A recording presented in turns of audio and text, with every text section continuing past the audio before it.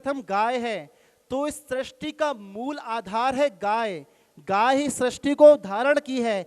गाय नहीं तो सृष्टि स्वप्न में भी नहीं हो सकती, भस्म हो जाएगी सृष्टि, पृथ्वी भस्म हो जाएगी, ब्रह्मांड भस्मीभूत हो जाएगा यदि गाय नहीं रहेंगी। इसलिए घोर कलयुग आ जाएगा। जब कलयुग का अंतिम जब होगा उस समय में गाय रहेंगी, अंश रहेंगी, मात्र अंश प्राय रहेंगे, गुप्त रूप में रहेंगे, देखेंगे नहीं, गुप्त रूप में रहेंगे, लेकिन गाय रहेंगे क्योंकि उनकी शक्ति से तो इस सृष्टि को चलाया जाएगा। तो प्रथम गाय है। दूसरा विप्र कहा गया है, विप्र अर्थात ब्राह्मण। दूसरे नाम ब्राह्मण, ब्राह्मण इस सृष्टि को चला रहे हैं। यदि ब्राह्मण नहीं रहेंगे तो हमको ये बात कैसे मालूम चलेगी हमको क्या करना चाहिए क्या नहीं करना चाहिए। देखिए भगवान परमात्मा जो है, विराट परमात्मा, उनके शरीर से 4 अंगों से 4 वर्णों की उत्पत्ति हुई है। ब्राह्मणों की उत्पत्ति भगवान के मुख द्वारा उत्पत्ति हुई है, क्षत्रियों की उत्पत्ति भगवान के बाहुओं के द्वारा हुई है, और भगवान की जो जंघा है, कमर के भाग के जो भाग है, उसके द्वारा जो उत्पत्ति हुई है, वैश्यों की उत्पत्ति हुई है। जो वैश्य वर्ण, जो व्यापारी आदि होते हैं, उनकी उत्पत्ति हुई है। चतुर्थ वर्ण जो हरिजन स्वरूप है, शूद्र वर्ण है, वे उनकी उत्पत्ति चरणों के द्वारा उत्पत्ति हुई है। तो ये चारों एक समान कहे गए हैं। एक समान क्यों कह रहा हूं मैं? क्योंकि परमात्मा से प्रकट हुआ, भगवान से जो प्रकट हुआ वो एक समान है। इसीलिए इनमें कोई भेद ना करें, छोटा बड़ा कोई भावना ना करें कि ये बड़ा वो छोटा, ये सब अज्ञानता है। सब एक समान है। हाँ, कार्यों में अंतर है, सबका कार्य अलग अलग है। ब्राह्मणों का अपना महत्व है, क्षत्रियों का अपना महत्व है, वैश्यों का अपना महत्व है, शूद्रों का अपना महत्व है। ब्राह्मण यदि ज्ञान का प्रचार ना करें तो फिर सब कर्महीन रहेंगे। ये पता ही नहीं हमको क्या करना चाहिए क्या नहीं करना चाहिए। यदि हम मुख बंद कर दें अपना, जैसे कोई व्यक्ति उसका मुख बंद कर दे, मुख से केवल मुख बस, वाणी बस नहीं होता है, मुख से संपूर्ण आंख भी होती है, कान भी होता है। मतलब हम आंख बंद करें, कान बंद कर दें और मुख बंद कर दें, नासिका बंद करें, सब बंद कर दें, तो हमको पता नहीं हमको कहाँ जाना चाहिए कहाँ नहीं जाना चाहिए। हाथ का क्या करें बताओ? कुछ नहीं कर सकते। तो ब्राह्मण के बिना ये तीनों व्यर्थ है। अच्छा, ब्राह्मण है, ठीक है, ये सब कुछ है। क्षत्रिय यदि नहीं है, हम हाथ को अलग कर देते हैं, ठीक है, तो ब्राह्मण रहेंगे, मतलब ज्ञान रहेगा, क्या करना चाहिए क्या नहीं चाहिए तो पता रहेगा। हम लोग चल भी सकते हैं, लेकिन हम लोग कोई कार्य कर नहीं सकते। चल सकते पैरों के द्वारा, हाथ के द्वारा कोई कार्य नहीं करेंगे, और हाथ के द्वारा कोई कार्य नहीं करेंगे तो कैसे कोई कार्य होगा? शक्ति का कैसे प्रयोग करेंगे? हम नहीं कर सकते। बिना हाथ के आप लोग स्वयं सोचिए क्या रहेगा स्थिति। उसी प्रकार वैश्य वर्ण जिनकी उत्पत्ति जंघा होती है, जंघा से उत्पत्ति हुई है। यदि हम यहाँ का कमर के भाग अलग कर दें तो कमर में, कमर एक ऐसा मतलब आधार मान लीजिए, उसके ऊपर क्या होता? उदर होता, पेट होता है ना, नीचे के स्थान ऊपर के स्थान ये सब चीज होती है। तो यदि कमर को अलग कर दे तो रहेगा नहीं, ढांचे कैसे खड़ा होगा? नहीं रहेगा खड़ा। उसी प्रकार फिर चौथा जो वर्ण है, जो शूद्र वर्ण है, वो पैर है। अच्छा, ये है सब कुछ है, पेट है, सब कुछ है, पैर नहीं है, तो हम लोग चल नहीं सकते, गतिमान नहीं रह सकते। हम लोग थोड़ा बहुत हम लोग हाथ के द्वारा कार्य कर सकते हैं, लेकिन इतने कर सकते जितना वहीं हाथ में आ जाए, दूर तक तो कर नहीं कर सकते। तो इसलिए पैर की भी आवश्यकता है। सबका अपना अपना महत्व है, सब श्रेष्ठ हैं। जो अच्छा कर्म करे वो श्रेष्ठ है, और जो बुरे कर्म करे वो श्रेष्ठ नहीं है। ब्राह्मण भी यदि सत्कर्म करे तो श्रेष्ठ है, और यदि ब्राह्मण यदि सत्कर्म नहीं करे तो वो श्रेष्ठ नहीं है। किंतु वो त्याज्य नहीं है, त्याज्य अर्थात वो त्यागने योग्य नहीं है, निंदा के योग्य नहीं है ब्राह्मण। क्योंकि जो ब्राह्मण है वो भगवान का अभिन्न स्वरूप कहा गया है, भगवान की विभूति है ब्राह्मण। ब्राह्मण को भगवान ने अग्नि स्वरूप कहा है। अग्नि स्वरूप समझते हैं? जो सत्कर्म में लगे हुए ऐसे ब्राह्मण यज्ञ की अग्नि कहलाते हैं, और ऐसे ब्राह्मण जो कर्महीन हैं, जिनके कर्म चांडाल के समान हो चुके हैं या बहुत बहुत ही निंदनीय हो चुके हैं। तो ऐसे जो ब्राह्मण हैं वो भले आप उनकी वंदना ना करें, लेकिन उनका अपमान नहीं कर सकते।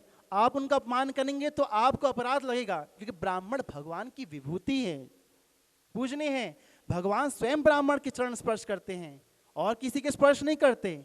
जो महिमा है, जिसकी महिमा, वो उसकी महिमा रहेगी, क्योंकि स्वयं भगवान ने ये महिमा बताई है और है ही महत्व इसका।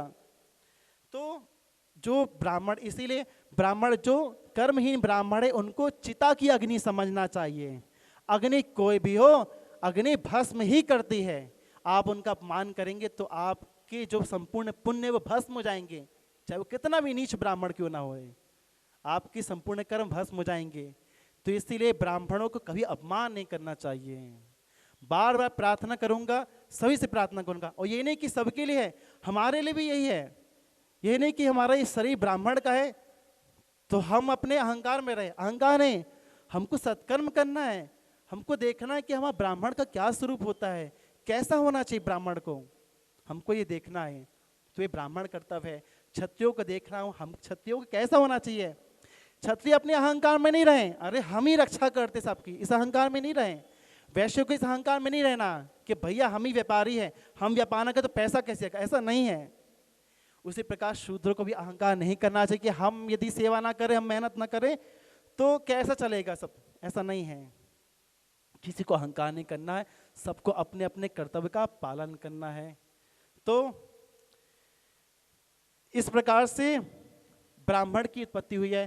तो ब्राह्मण को प्रेम करने वाले भगवान श्री हरि विष्णु, उन भगवान श्री हरि विष्णु जी का जो साक्षात स्वरूप है ब्राह्मण, और भगवान विष्णु का जो साक्षात स्वरूप है गैया मैया, उनके ही कल्याण के लिए भगवान अवतरित होते हैं, भगवान लीला करते हैं, भगवान श्री कृष्ण अवतार लेते हैं। तो भगवती पृथ्वी मैया भगवती गैया के रूप में प्रकट होती हैं, प्रार्थना करती हैं, और ठाकुर जी अवतार लेते हैं। गो विप्र संत लीन मनुष्य अवतार ले छा नीलमारे अवतार, अर्थात ब्राह्मण, गाय और देवताओं के हित के लिए भगवान श्री हरि परमात्मा अवतार लेते हैं, उनके कल्याण के लिए, उनकी रक्षा के लिए, पालन पोषण के लिए। जब जब ब्राह्मणों पर कोई आपत्ति होती है, अर्थात ब्राह्मणों को कोई कष्ट पहुंचाता है, जब जब गाय को कोई कष्ट पहुंचाता है, तब भगवान अवतार लेते हैं।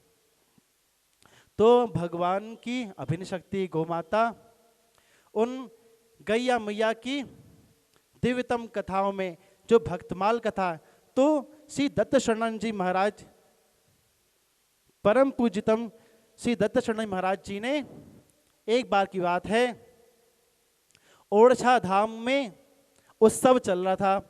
ओरछा धाम सभी लोग जानते होंगे ना, ओरछा धाम सुना है? ओरछा राम राजा सरकार, जहाँ पर आज भी राम जी को सैल्यूट किया जाता है, क्योंकि वहाँ के कोई राजा नहीं है, राम ही राजा है वहाँ के। तो उस ओरछा धाम की घटना है। ओरछा धाम में मलुपीठ महाराज जी का कथा सत्र चल रहा था, उत्सव चल रहा था, श्री सीताराम जी का विवाह महोत्सव चल रहा था, और उसी समय दत्त शरण जी महाराज जी भी पधारे हुए थे।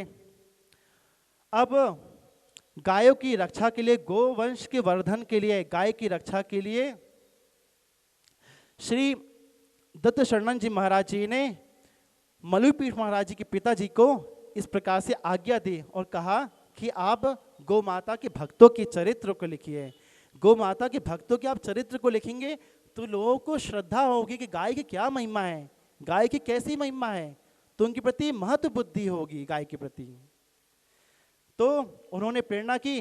अब लेकिन इतना सुना महाराज जी के पिताजी ने, तो उन्होंने सुन तो लिया, किंतु उन्होंने कहा मैं कैसे कर सकता हूँ, गाय तो भगवान का साक्षात स्वरूप है, उनके अनंत गुण है, उनके भक्तों के बारे में लिखना मैं कैसे लिख सकता हूँ। अपने आप को अयोग्य मान करके महाराज जी ने कहा कि मैं तो अयोग्य, मैं नहीं लिख सकता। उन्होंने मना कर दिया, कहा कि है तो परम सौभाग्य का बात है, किंतु हम नहीं लिख सकते हैं, आप लोग सब कृपा करें और तो हम लिख सकते हैं। तो उन्होंने बात को नहीं माना। तब मलुपीठ महाराज जी ने क्या किया, मलुपीठ महाराज जी ने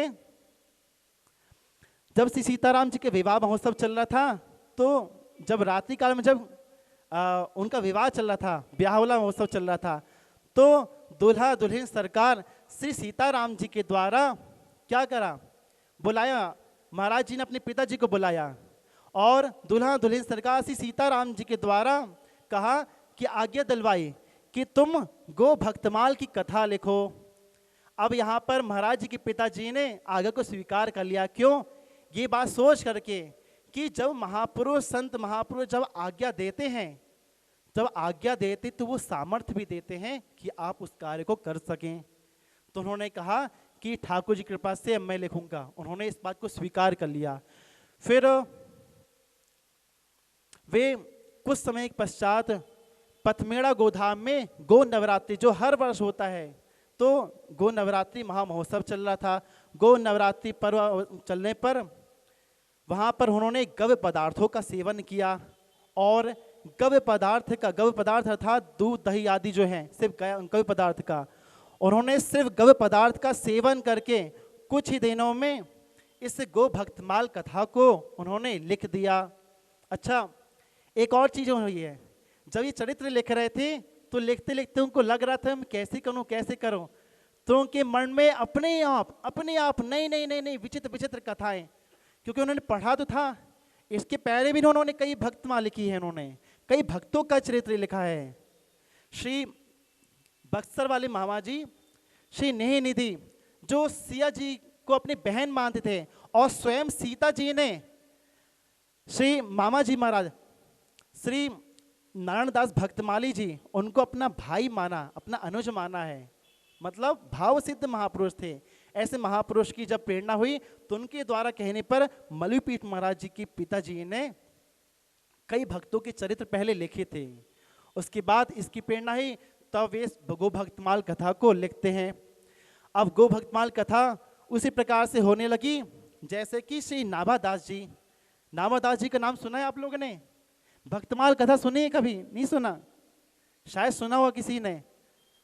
भक्तमाल कथा संक्षिप्त में ही बताएंगे। भक्तमाल कथा जिसमें भगवान की भक्तों की कथा है वो भक्तमाल कथा। श्री नाभादास जी कोई और नहीं, स्वयं ब्रह्मा जी ही नाभादास जी रूप में प्रकट हुए और वे जन्म से अंधे थे, उनके नेत्र नहीं थे।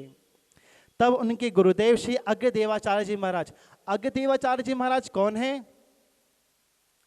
तो अग्रदेवाचार्य जी महाराज भगवती सीता जी की सखी उनके ही अवतार है अग्रदेवाचार्य जी महाराज, जिनका नाम अग्र अली है। ऐसे महापुरुष, तो उन्होंने कृपा की और अपने जल अंजलि से अपने शिष्य श्री नाभादास जी महाराज जी के नेत्र को प्रकट कर दिया। ऐसे महापुरुष हैं। तो उसमें भगवान की भक्तों की कथा है। तो इसी प्रकार से जैसे भक्तमाल कथा उसी प्रकार से गो भक्तमाल कथा, तो ये चरित्र अपने आप उनके प्रकट होने लगे। तब उन्होंने 56 छंद लिखा। इसमें कुल मिलाकर के 129 छप्पे छंद हैं। 56 छंदों में लिखा इस गो भक्तमाल कथा को। और गो भक्तमाल कथा को लिखने पर उन्होंने फिर इसकी व्याख्या नहीं की। तब मलुपीठ महाराज ने फिर पुनः कहा कि इसकी आप व्याख्या कीजिए। उन्होंने कहा कि मैं इसकी व्याख्या कैसे कर सकता हूँ? तो उन्होंने अच्छा देखो, वे बार बार अपने आप को असमर्थ क्यों मान रहे हैं? इसको दैन्यता कहते हैं, इसको विनम्रता कहते हैं। ये विनम्रता है, ये भगवान के भक्तों में ही होता है। हम लोग को कोई कह दे कि ये कार्य कर दो, यदि हमसे ना बने तो अलग बात है, यदि हमसे बने तो हम लोग बड़े अहंकार, बड़े एटीट्यूड में बड़ी कह देते हैं कि भाई हम सब कर लेंगे। उनमें योग्यता होने पर वे कहते हैं हम कैसे करेंगे, बल्कि वे इतने ज्ञानी थे, इतने बड़े व्याकरणाचार्य थे कि व्याख्या तुरंत कर सकते थे, उसमें कुछ भी कठिन नहीं है, लेकिन अपने आप को असमर्थ मानते हैं। फिर कुछ समय पश्चात ऐसा हुआ कि महाराज जी के पिताजी ने 84 कोस जो यात्रा होती है, जो यात्रा होती है उसमें उन्होंने भाग लिया और उन्होंने संग किया।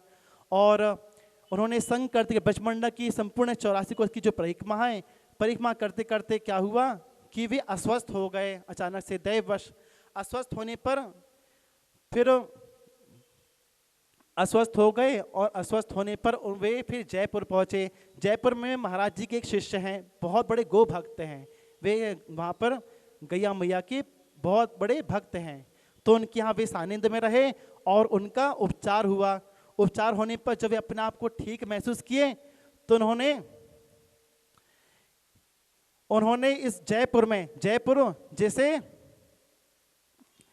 नित्य वृंदावन स्वरूप कहा गया, अर्थात छोटे वृंदावन के स्वरूप कहा गया। क्यों वृंदावन के स्वरूप कहा गया है? जयपुर को वृंदावन इसीलिए कहते हैं, जब मुगलों का जब आक्रमण हुआ तब जयपुर में ठाकुर जी सब चले गए थे।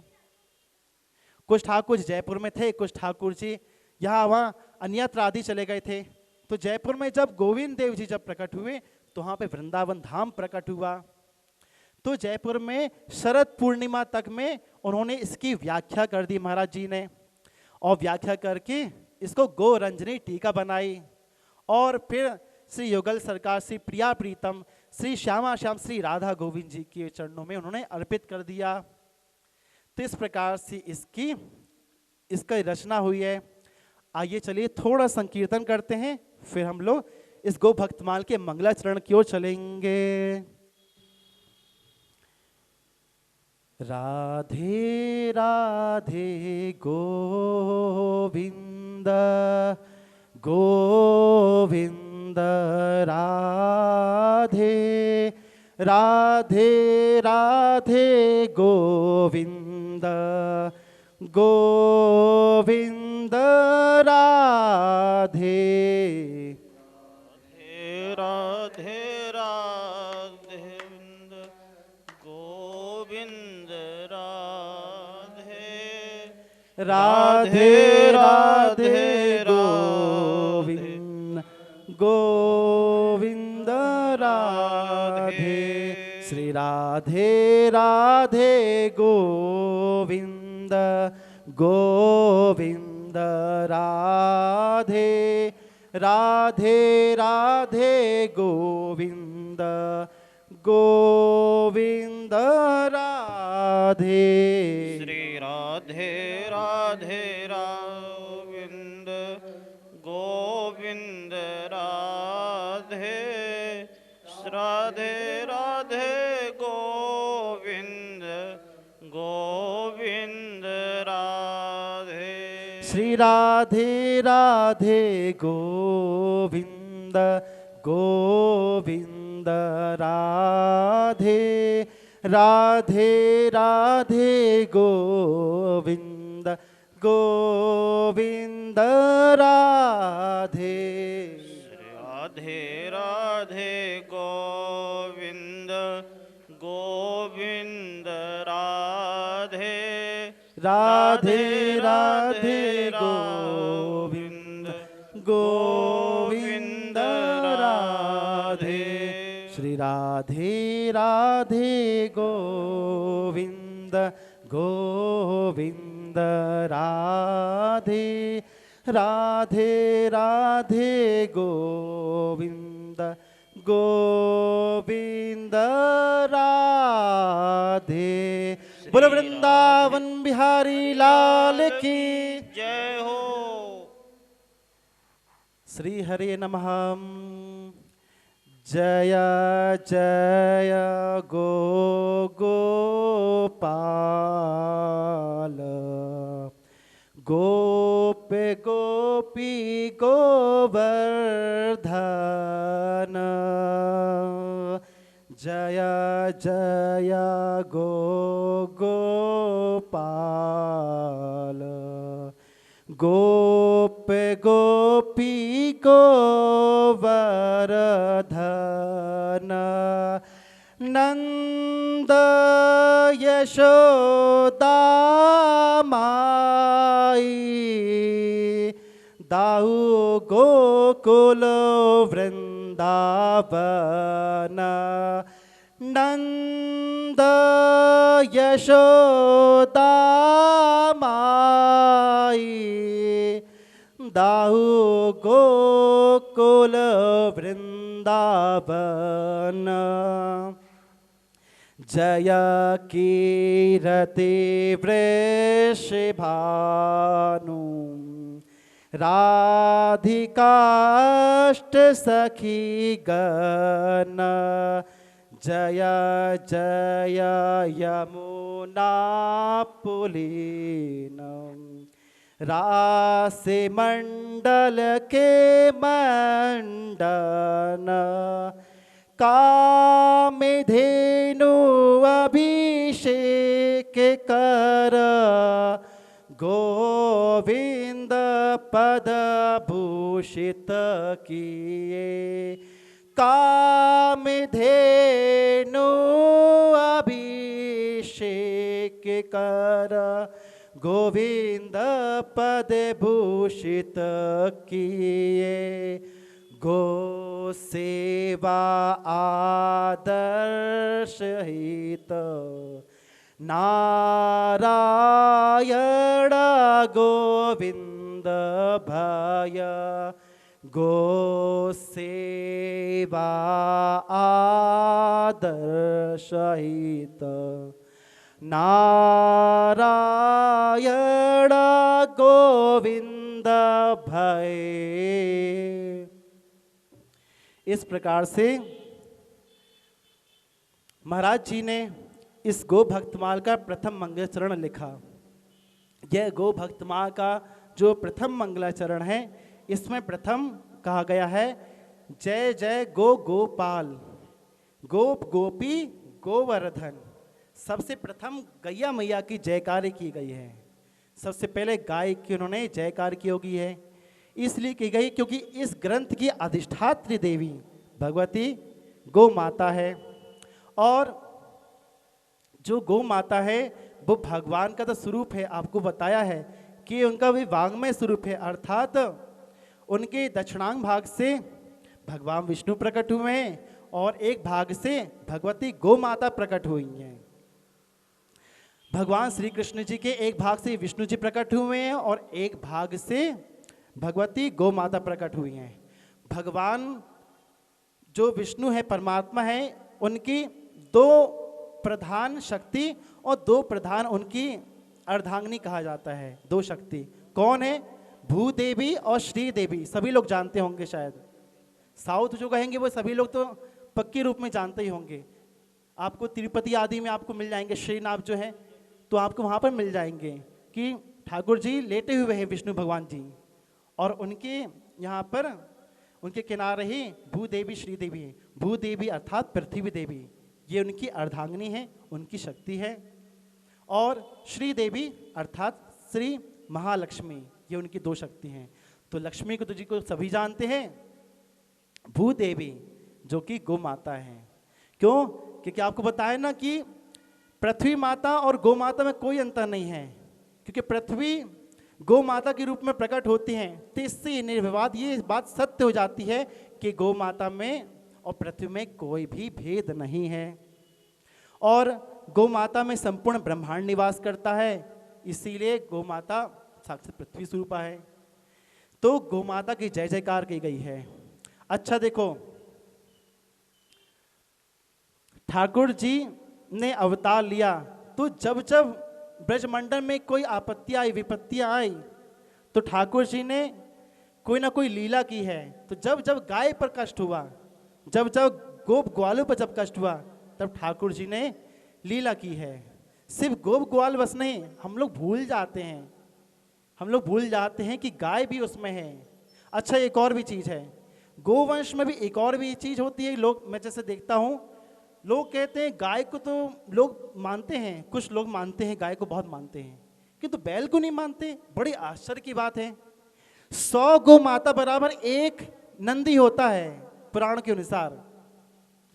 आप 100 गाय को एक एक रोटी खिलाइए और एक नंदी को एक रोटी खिलाइए, बराबर है। नंदी की अर्थात बैल की गाय से 100 गुना ज्यादा महिमा है, क्योंकि गौ संवर्धक गाय की वृद्धि कौन करता है? नंदी ही तो करते हैं। ये नंदी कोई और नहीं है, साक्षात धर्म ही नंदी रूप में प्रकट हुआ है, साक्षात शिव ही नंदी रूप में प्रकट है। तो गाय की वंदना की गई है। फिर गोपाल, गोपाल की क्यों की गई है? क्योंकि ये जो गो भक्तमाल है, इसकी जो सुमेरु, सुमेरु समझते हैं, माला होती है। माला में सबसे बड़ा जो क्या कहते हैं, गेरुआ कहते हैं ना, जो दाने होते हैं, सबसे बड़ा वाला, उसे कई लोग गुरु भी कहते हैं और कई लोग उसे सुमेरु भी कहते हो। सुमेरु अर्थात सर्वोत्तम, मतलब 108 दान में जो सबसे सर्वोत्तम रहता है, सबसे ऊपर शिखर पर रहता है, उसका नाम सुमेरु है। तो जितने भक्त है गो भक्त माल में, उन अनंत भक्तों में सबसे बड़े गो भक्त कौन है? बाल कृष्ण हैं, श्री कृष्ण हैं। उनके जैसा भक्त हो ही नहीं सकता। गो भक्त कैसी भक्ति की जाती है, कैसे कितना प्रेम करते हैं ठाकुर जी, क्या कहा जाए। जितनी मतलब जितना कहा जाए उतना ही कम है। तो गो भक्तों की अनंत महिमा। तो इस गो भक्तमाल की जो सुमेरु हैं वो है भगवान श्री कृष्ण, से गोपाल कहा गया है। फिर गोप गोपियों को कहा गया है, गोप गोपी गोवर्धन, गोप गोपियों को, क्योंकि वे भी गो भक्त हैं और भगवान को अतिशय प्रिय है, क्योंकि वे सभी भगवान से अतिशय प्रेम करते हैं। फिर गोवर्धन कहा गया है। गोवर्धन क्यों कहा गया है? क्योंकि भगवान का भिन्न स्वरूप है गोवर्धन, पहली बात ये। दूसरी बात है गोवर्धन अर्थात जो गाय को वर्धन करे, वृद्धि करे, उसका नाम गोवर्धन है। गोवर्धन वो समझिए कि जहाँ पर गौ माता आश्रय लेती हैं, अर्थात गाय भी जहाँ आश्रय लेती है, उसका नाम गोवर्धन है, इसलिए गोवर्धन की वंदना की गई है। फिर नंद यशोदा माई, फिर सबसे पहले नंद बाबा जी का और यशोदा मैया जी का गुणगान किया गया है, क्योंकि जब तक मैया और बाबा कृपा नहीं करेंगे तो ठाकुर जी की जो गो भक्ति उसको कैसे कहा सकता है, नहीं कहा जा सकता। दूसरी बात है कि नंद जो है, नंद बाबा, तो एक नंद जो वो एक नंद एक उपाधि भी होती है, सिर्फ उनका नाम बस नहीं है, नाम को उनका और भी है नाम है। तो जो नंद बाबा जी है, तो नंद उपाधि कब प्राप्त होती है? जब जैसे मतलब गर्ग संहिता आदि में कहा गया है कि इतने इतने जिसके पास गोवंश होता है तो उसे ये कहा जाता है। जैसे नंद बाबा से ऊपर हैं कौन? वृषभानु जी हैं। नंद बाबा जी से ऊपर वृषभानु जी क्यों हैं? क्योंकि उनके यहाँ ज्यादा गाय है, गोवंश उनके यहाँ ज्यादा है, बरसाना में ज्यादा गाय है।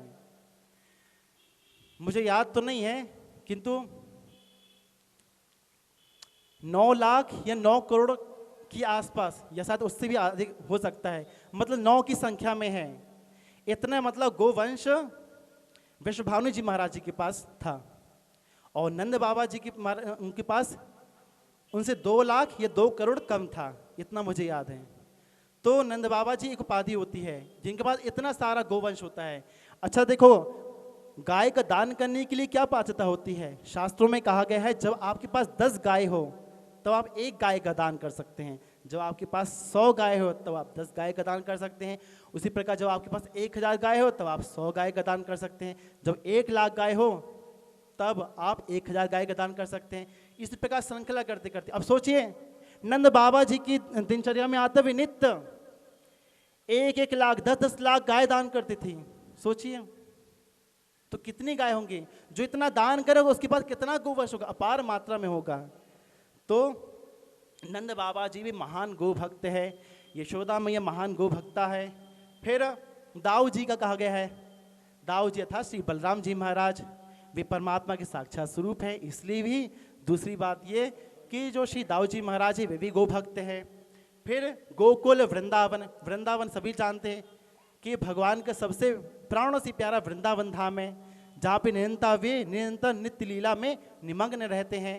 ऐसे वृंदावन गोकुल। फिर जय कीर्ति वृषभानु, फिर यहाँ पर कीर्ति मैया जो श्री राधा रानी जी की जो माता है, उन कीर्ति मैया का गुणगान गाएगा, कीर्ति मैया और वृषभानु जी। फिर राधिका जी, श्री राधा रानी जी के अष्ट सखीगण, पहले राधा फिर राधा जी के साथ साथ उनकी जो अष्ट सखियाँ, उनका भी गुणगान गाया गया है कि उन सबको हम स्मरण करते प्रणाम करते हैं। फिर जय जय यमुना पुलेन अर्थात फिर यमुना मैया जी का स्मरण किया गया है, क्योंकि यमुना जल ही तो पीती थी गगैया मैया। फिर रास मंडल के मंडल अर्थात रास मंडल का स्मरण इसमें किया गया है कि जहाँ ठाकुर जी नित्य रास लीला करते थे, क्योंकि जब ठाकुर जी रास लीला करते थे तो उसमें गैया मैया भी होती थी, ऐसा नहीं कि गैया मैया उसमें नहीं होती थी। ठाकुर जी को प्रसन्न करने के लिए गैया मैया होती थी, और ठाकुर जी भी गैया मैया को प्रसन्न करने की लीला करते थे। फिर आगे कामधेनु अभिषेक कर गोविंद पद भूषित किए, अर्थात कामधेनु गौ माता जिनका नाम कामधेनु, काम अर्थात इच्छा, अर्थात ऐसी गौ माता जो संपूर्ण इच्छा की पूर्ति करे, उसका नाम कामधेनु है। तो कामधेनु अर्थात कामधेनु अभिषेक कर से तात्पर्य है कि आपने सुना होगा, संक्षिप्त में ही बताऊंगा कि जब इंद्रदेव जब रुष्ट हो गए थे, जब ब्रजमंडल में, और भरे ही भयंकर भयंकर जब मेघ बरसाने लगे थे और श्री कृष्ण पर रुष्ट हो गए थे क्योंकि उन्होंने गो यज्ञ किया, उन्होंने इंद्र का यज्ञ नहीं किया, तब वे सब पर रुष्ट हो गए। कहा कि इस पूरी ब्रजमंडल को ही पूरा डुबो दूंगा। तब उन्होंने जब खूब जल की वर्षा की, तो जब जल की वर्षा की तो ठाकुर जी ने क्या किया, गोवर्धन को अपने बाएं हाथ की कनिष्ठ उंगली से उन्होंने धारण कर लिया। जब कर लिया तो उनका अभिमान चूर हो गया, देवराज इंद्र का जब अभिमान चूर हो गया तो देवराज इंद्र जी ने क्या किए, क्षमा याचना के लिए गए, लेकिन उनकी हिम्मत नहीं हो रही थी हम कैसे क्षमा याचना करें। तब उन्होंने अपने कामधेनु जो सुरभि को माता है उनको उन्होंने खड़ा किया, आगे आगे खड़ा किया, और कामधेनु गोमाता को देखते ठाकुर जी प्रसन्न हो गए, शांत हो गए। उनका जो क्रोध है वो शांत हो गया गोमाता के कारण। पहले भी पुराणों में कथा है, इतिहास पुराणों में, कि जब देवासुर संग्राम होता था ना, तो जब देवता हारने लगते थे तब अपने सामने गाय को खड़ा कर देते थे। गाय को खड़ा करने पर राक्षस जो होते थे, असुर लोग होते, वो शस्त्र नहीं प्रहार करते थे। सोचिए, हम लोग राक्षसों को क्या मानते हैं, बहुत निंदनीय मानते हैं, लेकिन सत्य में वो हम सबसे श्रेष्ठ हैं, हम सभी से श्रेष्ठ हम कहेंगे,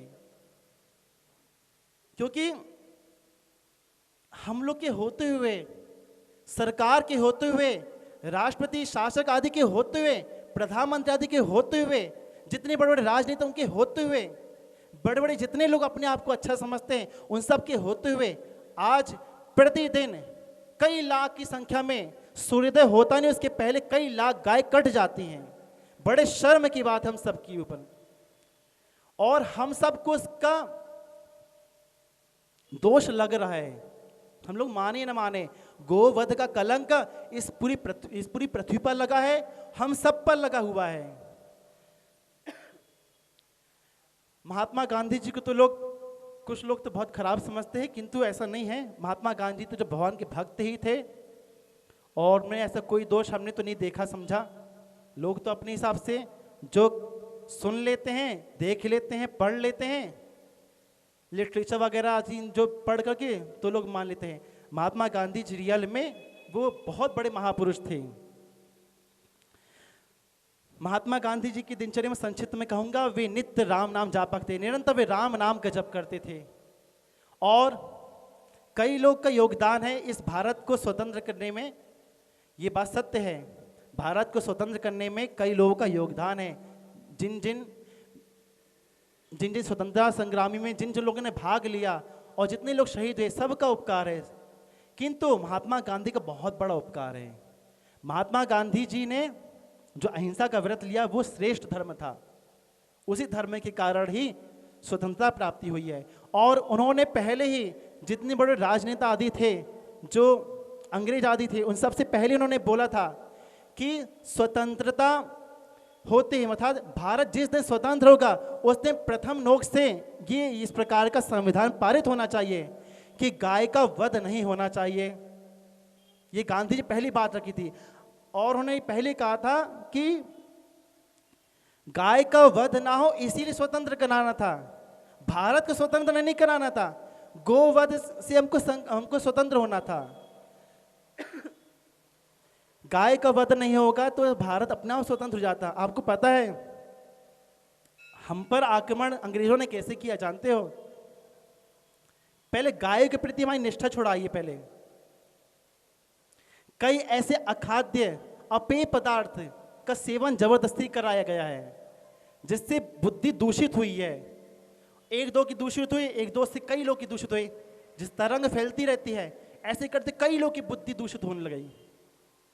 और जब दूषित हुई तो अंग्रेजों ने क्या किया, हम पर अपना साम्राज्य स्थापित कर दिया और हमको क्या दास बना दिया। तो भारत भूमि को स्वतंत्र करने का उद्देश्य मात्र यही था कि गोवध कलंक से हमारी भारत भूमि छूट जाए, किंतु आज तक छूट ही नहीं गए। इतने राजनेता हो गए, कितने क्या नहीं हो गए, किंतु कुछ नहीं हुआ। 1966 में गो रक्षा आंदोलन हुआ, जिसमें स्वामी श्री करपात्री जी महाराज, ब्रह्म मूर्ति जी महाराज, कई कई ऐसे दिव्यतम महापुरुष, कई लोगों ने भाग लिया, कई लोग भाग लिया, कई करोड़ लोगों ने भाग लिया है। तुरंत के ऐसे मतलब प्रसव को मतलब प्राप्त हुई, ऐसी मतलब माताएं जिनका तुरंत का बच्चा हुआ शिशु हुआ है, तुरंत का प्राप्त हुई, उन शिशुओं को लेकर के, बच्चे को लेकर के भी कई माताएं वहां पर गई, कई करोड़ों की संख्या में माताएं थी वहां पर। और सबको तो मारा ही गया है, ये तो है ही, संतों को जला दिया गया है। किसने जलाया? इंदिरा गांधी ने, उसके आदेश पर। और उसमें सहायक कौन हुआ? जवाहरलाल नेहरू, ये सहायक हुआ। जवाहरलाल नेहरू में इस प्रकार की दुर्बुद्धि कैसे उत्पन्न हो गई? इस प्रकार से हुई कि जवाहरलाल नेहरू जो थे वे बाहर से उन्होंने पढ़ा था, बाहर विदेशों से उन्होंने पढ़ के आए थे, और उन्होंने पाश्चात्य कल्चर को उन्होंने स्वीकार किया, उन्होंने गोमांस खाना उसको स्वीकार किया। यदि नेहरू जी चाहते तो रोक सकते थे, किंतु रोका नहीं, धन लोभ के कारण रोका नहीं, उन्होंने रोका नहीं। मुख्यतः बस नेहरू जी का, इंदिरा गांधी जी का यह परिणाम है कि आज हमारी भारत भूमि गोवध के कलंक से फंसी हुई है। कोई राजनीति कर ही नहीं पा रहे। राजनेता में जो भी अच्छे गुण है वो प्रणम्य है, किंतु जो दोष है वो तो दोष ही रहेंगे, ये तो मैं कहूँगा, पक्की बात है। क्योंकि भय किस बात का करना, किससे भयभीत होना? प्रत्येक जीव का अपना अपना प्रारब्ध है, कोई किसी को दुख सुख नहीं दे सकता। लोग शरीर को नष्ट कर सकते, भस्म कर सकते हैं, किसी अविनाशी आत्मा को कोई नाश नहीं कर सकता। इसीलिए फिर स्वतंत्र होकर कहूँगा कि इस समय वर्तमान काल में आज जो कुछ बुरी स्थिति है उसमें दो मुख्य कारण हैं। सबसे मुख्य शासक, सबसे बड़ा कारण शासक। यदि शासक चाहे आज ही गोवध कलंक छूट जाएगा भारत भूमि से। और दूसरा हम सभी लोग हैं, हम लोग चाह की प्रार्थना नहीं कर रहे हैं, हम लोग तो सब प्रकार के आंदोलन करने के तैयार हैं। यदि पूरे भारत भूमि में सब लोग यदि चाह ले कि गो रक्षा हो, गो संवर्धन हो, तो क्या मानना नहीं पड़ेगा? क्या राष्ट्रपति को मानना नहीं पड़ेगा? क्या प्रधानमंत्री को मानना नहीं पड़ेगा? सबको मानना पड़ेगा। जनता के आगे कोई नहीं चल सकता, जनता के आगे सबको झुकना पड़ेगा। और ये तो सही है, ये तो धर्म है, तो उनको इस बात को मानना पड़ेगा। तो गाय का संवर्धन हो, इसके लिए सारे आंदोलन हुए हैं, और आज भी हमको गाय की सुरक्षा हो, संवर्धन हो। देखिए भगवान और भगवान के जो अभिन्न स्वरूप है संत, उनकी अत्यंत और अनंत महिमा है, किंतु गाय की सेवा के लिए क्यों प्रेरित कर रहे हैं? क्यों हम कह रहे हैं आपसे? क्यों? गाय की तो महिमा है, ये तो बात सत्य है। गाय की महिमा बताने का तात्पर्य यही है क्योंकि अभी तक संतों के कटने के लिए कोई कारखाने नहीं खुले हैं, कोई बूचड़ खाना नहीं खुला है, कोई कसाई खाना नहीं खुला है कि संतों का काटा जा रहा है, मनुष्यों का काटा जा रहा है, ऐसा कोई कारखाना कोई नहीं खुला है। लेकिन गाय के लिए खुला है, सरकार के द्वारा, कई जगह सरकार के द्वारा ये सब काम हो रहा है। क्यों हो रहा है? लोभ के कारण हो रहा है। उनको धन मिलता है, यहाँ का गोमांस जो जाता है बाहर जाता है और उसे धन मिलता है। अब सोचिए समझिए, वो धन आता है, उस धन से क्या होता है? सरकार में जो भी विकास वगैरह होता है, तो हम पर कुछ ना कुछ अंश उसका रहता है। इसीलिए प्रार्थना करता हूं, प्लीज प्लीज प्लीज सभी लोग अपने अपने घर में गाय रखें। ये कहना सरल है, करना बहुत कठिन है। ये बात भी सही है कि अपने घर में रखना बहुत कठिन है, खासकर शहरों में रखना कठिन है, गांव वगैरह में रखना उतना कठिन नहीं है। तो हम ये कहेंगे कि भैया हर घर में नहीं रख सकते हैं। पहले हमारे यहाँ भी बहुत सारी गाय थी ठाकुर जी की कृपा से, अब नहीं है वर्तमान काल में, क्योंकि व्यवस्था नहीं है और यहाँ पर कुछ हो ही नहीं पाता है। मतलब गाय गोमाता का स्वास्थ्य बिगड़ने लगता है घर में रखने पर, क्योंकि उनको आप बाहर छोड़ेंगे तो वे अखाद्य अपेय चीज खाएंगे पिएंगे, और वे खाए पिएंगे तो उनका पूरा सिस्टम ही पूरा खराब हो जाता है। गाय के लिए ऐसी व्यवस्था होना चाहिए कि बाहर उनको घास वगैरह सब मिलना चाहिए, चारे वगैरह मिलना चाहिए। अब खाली जगह छोड़ा नहीं, सरकार तो विकास लगी, विकास विकास विकास विकास यहाँ पे विनाश कर रही है। और आने वाला समय बहुत भयानक होगा निश्चित रूप से। कई संतों की वाणी है, कई ग्रंथों में भविष्यवाणियां भी हुई है, और यदि भविष्यवाणी नहीं हो, संतों ने यदि नहीं भी कहा हो, तो भी एक सामान्य बुद्धि के अनुसार समझ लीजिए, जब सब नष्ट हो जाएगा, सब नष्ट इस प्रकार से हो जाएगा, जब गाय नहीं रहेंगी, गाय पर संपूर्ण वर्षा सब कुछ आधारित है, कृषि नहीं रहेगी। कृषि आजकल आप देखते होंगे कृषि है ही नहीं, कुछ ही खेत बचे हैं, क्योंकि खेतों में क्या हो रही है, प्लॉटिंग हो रही है, तो खेत बचे नहीं है। जो थोड़ा बहुत जो खेत बचे हैं उन खेत में क्या डाला जा रहा है, केमिकल डाला जा रहा है। केमिकल डालने से वे बांझ को प्राप्त हो रही हैं, क्योंकि उनकी उर्वरक शक्ति भस्म हो रही है। तो उससे क्या है कि आगे चल के वो कुछ ही वर्ष पश्चात वे अन्न देना बंद कर देंगे, अकाल पड़ जाएगा। अकाल पड़ने में वे जितने मनुष्य हैं क्या करेंगे, अन्न रहेगा नहीं, जल दूषित हो जाएगा, जल दूषित हो ही रहा है, क्या खाए पिएंगे, क्या करेंगे, फल होंगे नहीं, तब वे एक दूसरे को खाने लगेंगे। कितने पशु पक्षी खाएंगे, खत्म हो जाएंगे पशु पक्षी, एक दिन तो खत्म होंगे ही ना। फिर मनुष्य को खाएगा। जो कलयुग, घोर कलयुग से जो उस समय है 4,32,000 वर्ष होने में है, वो अभी स्थिति आ जाएगी लगता है। इसीलिए संत महापुरुष जो चला रहे इसलिए चल रहा है, उन्होंने जितने गैया मैया बचा ली उसी की शक्ति से चल रहा है। जितने संत महापुरुष वर्तमान काल में हैं उन्हीं कार्य सृष्टि चल रही है, सत्य कहता हूँ, नहीं तो कुछ भी हो जाएगा। आप आने वाले समय देख रहे, अभी पिछला कुछ साल से देख रहे, कहीं सुनामी हो रही, कहीं कुछ हो रहा, कहीं कुछ हो रहा, कहीं कुछ हो रहा है। तो इसीलिए हमने आपसे कहा ना कि गाय पृथ्वी की स्वरूप है। गाय को कष्ट होगा तो पृथ्वी सहन नहीं कर पाएगी, सहन कर रही है, आगे चल के सहन नहीं करेगा, पक्की बात है। स्वर्ण अक्षर में लिख लो, महापुरुष की वाणी है, अगले 4 से 5 वर्ष के अंदर कई करोड़ की संख्या में जन की हानि हो जाएगी, सब मारे जाएंगे, पक्की बात है, लिख लो। जो गाय का होगा भगवान का होगा, भगवान के भक्तों का होगा, अर्थात इनकी सेवा में लगेगा, वही बचेंगे, ये पक्की बात लिख लो। आपको विश्वास नहीं है आप नोट कर लो, आज की आप फोटो ले लो, हम ये बात बोल रहे हैं, और यदि ना हो तो कहना, ये हो के रहेगा। कई करोड़ की संख्या में 2032 के अंदर लोग मारे जाएंगे। ये डराने के लिए नहीं बता रहे हैं, इसलिए बता रहे हैं कि आप भगवान की सेवा करें, संतों की सेवा करें, बस यही आश्रय है, ये नाव है हमारी। गौमाता की सेवा करें, सबसे ज़्यादा गौमाता की सेवा का फल इसलिए कह रहा हूँ, भगवान की सेवा से कई गुना ज़्यादा, कई करोड़ गुना, अनंत गुना ज़्यादा फल गाय की सेवा का है। एक तो कारण है कि गाय को काटा जा रहा है इसीलिए, और दूसरा उनकी भी स्वामिनी है।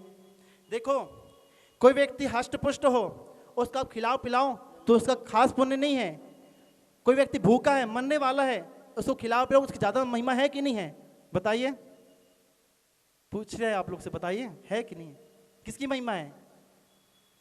हमें जैसे प्रश्न कर रहे हैं, एक ब्राह्मण है, अच्छा हष्ट पुष्ट है, खूब पैसे वाला है, और एक ब्राह्मण बड़े गरीब है, क्या कहना चाहिए, दोनों में ज़्यादा महिमा किसकी है। मतलब महिमा तो दोनों में अपने अपने कर्मों के अनुसार होगी, किंतु पुण्य ज़्यादा किसको मिलेगा। जो ब्राह्मण गरीब है, जिसको धन नहीं है, मरने वाला है, खाने पीने कुछ है नहीं, उसको खिलाने पिलाने ज़्यादा महिमा है। तो बस वही स्थिति समझ ले, गाय पर सबसे बड़ी आपत्ति है, संतों पर आपत्ति नहीं आई है, और ना भगवान पर आपत्ति आई। भगवान को आप नहीं खिलाओगे, ठाकुर जी वही रहेंगे, और आप ठाकुर जी के ना ठाकुर जी के प्राण से गैया मैया खिलाओगे तो अपने आप ठाकुर जी का पेट भर जाएगा। इसलिए मैं सबसे यही कहता हूँ, प्रार्थना करता हूँ, भैया आप शिवरात्रि में शंकर जी को खूब फल फूल अभिषेक आदि करो ना करो, आप एक नंदी की सेवा करो, पक्की बात कह रहा हूँ, महापुरुषों की वाणी है और दास का ऐसा विश्वास है, आप सेवा करके देख लो, एक नंदी की सेवा करो, भरपेट खिला दो, पक्की बात है आपकी शिवरात्रि सफल हो जाएगी, जो इच्छा है वो आपकी पूरी हो जाएगी, और शिव जी पक्की बात है कृपा कर ही देंगे। नवरात्रि में आप भगवती दुर्गा जी खूब उपासना करें, मैं मना नहीं करूँ, सब कुछ करिए, देखिए उससे ज़्यादा जरूरत गाय की है, गाय की सेवा करें, 9 दिन गाय की सेवा कर लें। भले आप नवरात्रि में, अब देखो हम में समझते हैं ऐसा नहीं, धन की कमी नहीं है, सबके पास खूब धन है, मैं देखता हूँ पर्याप्त धन है, धन का सदुपयोग नहीं कर रहा है। हम लोग देवी जी रख रहे हैं, ये कर रखे हैं, वो रख रहे हैं, कितने कई लाख में देवी जी का प्रतिमा आती है, फिर कितना खर्च करते हैं, कितना व्यर्थ का खर्चा करते हैं, उसमें हमको नहीं लगता वहाँ धन जा रहा है। और 1 रुपये मंगाते हैं कि 1 रुपये प्रतिदिन आप निकाले गाय के लिए, आप वो नहीं निकाल सकते। तो इसीलिए प्रार्थना है कि आप अपने घर में गाय रखें, नहीं रख सकते तो हर एक नगर में लोग जुड़ करके एक स्थान, जैसे प्लॉट वगैरह लेते हैं ना, तो बड़ा से एक जगह ले लें और वहाँ पर ऐसी व्यवस्था कराएं, सब लोग मिल करके 1-1 रुपये निकाले, 10 रुपये निकाले रोज प्रतिदिन, महीने महीने का निकाल करके सब लोग जोड़ें, और ये सबके सहयोग से होगा, अकेले सहयोग से नहीं होगा। हम कैसे प्लॉट खरीद ले बताइए, हाँ बस थोड़ा पैसा इतना, आप सब लोग मिल करके, आप सब मिल करके जोड़ करके, जब आप लोग जोड़ेंगे तभी होगा। सबके सहयोग से गौशाला का निर्माण हो, हर एक नगर में एक गौशाला हो, तो हमको सड़क पर मिला गाय का इस प्रकार से अपमान नहीं होगा, कोई भी गौ माता भूखी नहीं रहेगी। हमारे भारत की जैसे जनसंख्या कहते तो आज की डेट में लगभग 1 अरब 35 करोड़ के आसपास लगभग इतनी कही जाती जनगणना के अनुसार, और भी इससे ज़्यादा होंगे। एक अरब 35 करोड़, इसमें से हिंदुओं के मान के चलो कई लाख, मतलब हिंदुओं की यदि संख्या कहें तो कई करोड़ होंगे। हिंदुओं की जितनी संख्या, हिंदू धर्म की बात कर रहा हूँ मैं, जो हिंदू धर्म में विशेष मानते हैं गाय को, मतलब गाय का स्थान विशेष हिंदुओं में पूजने कहा गया है। यदि प्रत्येक हिंदू यदि चाह ले, प्रत्येक घर से 1 रोटी निकले, प्रत्येक घर से 1-1 रुपये यदि निकले गाय की सेवा के लिए, तो मैं कहता हूँ कोई भी गाय भूखी नहीं रहेगी। इतने गाय है ही नहीं, इतनी गाय है ही नहीं जितनी संख्या है। यदि आप लोग कर लें तो आपका कल्याण होगा, नहीं करेंगे तो फिर तो क्या, जो होना वो तो होगा ही, हमारा भी जो भी होना वो तो होकर ही रहेगा, जो भी हमको मिलेगा कष्ट वगैरह सब चीज़ आएंगे ही। इसीलिए भैया दूसरों को मत देखो, अपने आप को देखो, गाय की सेवा में लग जा। प्रार्थना करता हूँ तो आप व्यवस्था करिए, सब जो झाड़ की आप कहीं ना कहीं ऐसा व्यवस्था करिए कि गाय की संवर्धन हो, सेवा हो, और सेवा हो। और सेवा नहीं हो सकती तो आप किसी गौशाला में आप जुड़ जाइए, वहाँ आप धनराशि करिए। नहीं हो सकता तो सड़क में कहीं भी आप समय निकाल लीजिए। घूमने फिरने तो हर कोई जाता ही होगा, मैं आशा करता हूँ सभी लोग कहीं ना कहीं जाते ही है। समय निकाल लीजिए, हफ्ते में महीने में समय निकाल लीजिए, कुछ गुड़ है, कुछ चारा आदि खरीद करके, जहाँ गाय घूमती रहती है वहाँ कहीं आप जितना हो सके आप सेवा करिए। अपने अपने हर एक कॉलोनी में यदि हर कोई यदि सावधान हो जाए तो कितनी गौ सेवा हो जाएगी। सब लोग हो जाए, सावधान हो जाए तो कोई प्रश्न ही नहीं है, क्यों फिर संतों को इतना क्या नहीं करना पड़ेगा। इसलिए भैया प्रार्थना करता हूँ गाय की जरूर सेवा करिए। हम लोग पर आपत्ति, उन पर आपत्ति नहीं, हम लोग पर आपत्ति है, क्योंकि गाय जो है वो तो मूल परमात्मा का स्वरूप है ही, और वो जीव रूप में है, और गाय का तो अपना प्रारब्ध है। यदि आज गाय भूखी है तो उसमें 2 कारण है, हम लोग सेवा नहीं कर रहे हैं, शासक अर्थात राजा गाय की सेवा नहीं कर रहा है अज्ञानतावश, और दूसरी बात गाय का प्रारब्ध है। प्रारब्ध जैसे जीवात्मा का प्रारब्ध होता है ना, तो एक गाय का ही एक प्रारब्ध है कि उसे आज भोजन प्राप्त नहीं हो रहा, जल प्राप्त नहीं हो रहा, आज वे मारी जा रही हैं, तो ये प्रारब्ध है। तो ये उनका प्रारब्ध तो वो जाने हैं, गाय का प्रारब्ध है। हमको अपनी तरफ से उन्होंने प्राण से हमको गाय की सेवा करना है। तो इसलिए भैया गाय की सेवा में लग जाइए।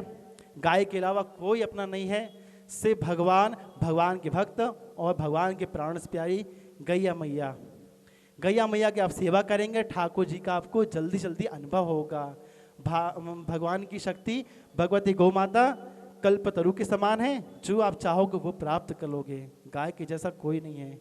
गाय की सेवा करिए, संपूर्ण आपका जीवन बिल्कुल सब अच्छा हो जाएगा। किसी ज्योतिषाचार्य के चक्कर नहीं लगाना पड़ेगा, कहीं राहु केतु के चक्कर नहीं लगाना पड़ेगा, न शनि मंदिर के आदि में जाना पड़ेगा। आप करेंगे, डर के नहीं करेंगे, प्रणाम, आपका कर्तव्य इसलिए आप करेंगे। आपको कहीं यहाँ वहाँ पैसा आपको व्यर्थ नहीं जाएगा, पक्की बात। आप गौ सेवा करके देख लीजिए। तो भैया गाय की सेवा करिए, यही कहूँगा। अब समय भी हो चुका है, काफ़ी समय हो चुका, आज थोड़ा लेट हो गए थे, तो लेट से आज कथा प्रारंभ हुई थी। कल ठीक 3 बजे स्टार्ट हो जाएगी कथा, कल ठीक 3 बजे प्रारंभ हो जाएगी कथा, यहाँ से स्टार्टिंग हो जाएगी कथा। आप लोग ठीक समय पे आ जाइए, अपना कल्याण करिए। हम अपनी वाणी को विराम करते हैं। कल भगवती गैया मैया के भक्तों का कथा आएगी, और भगवती गैया मैया का कैसे प्राकट हुआ वो सब कथा आएगी। 2 मिनट भगवान नाम संकीर्तन करते हैं, फिर आरती करते हैं। श्री सूरभ्यै नमः, श्री सूरभ्यै नमः, श्री सूरभ्यै नमः, श्री सूरभ्यै नमः, श्री सूरभ्यै नमः, श्री सूरभ्यै नमः,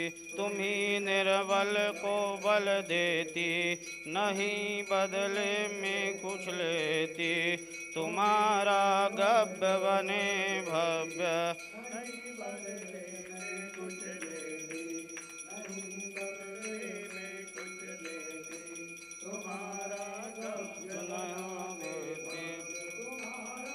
गव्य बने भव्य दिव्यता आवे हैया के, दुलारे कृष्ण कन्हैया की। आरती गैया मैया के, दुलारी कृष्ण कन्हैया की।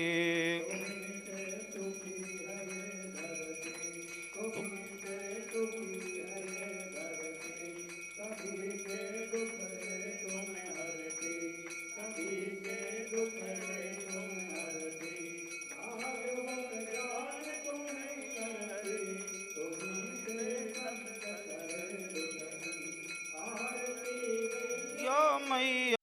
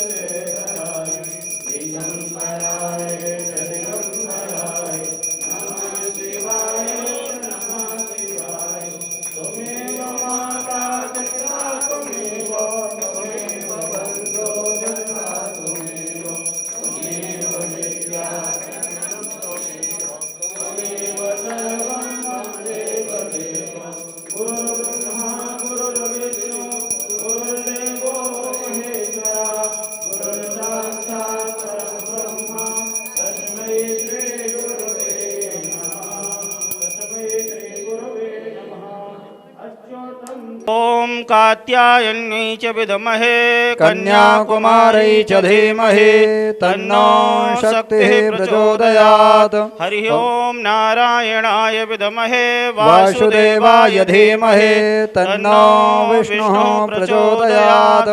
हरि ओम महालक्ष्मी च विद्महे विष्णुपत्न्यै च धीमहि तन्नो लक्ष्मीः प्रचोदयात्। हरि ओम नंदनंदनाय विद्महे यशोदानंदनाय धीमहि तन्नो श्रीकृष्णः प्रचोदयात्।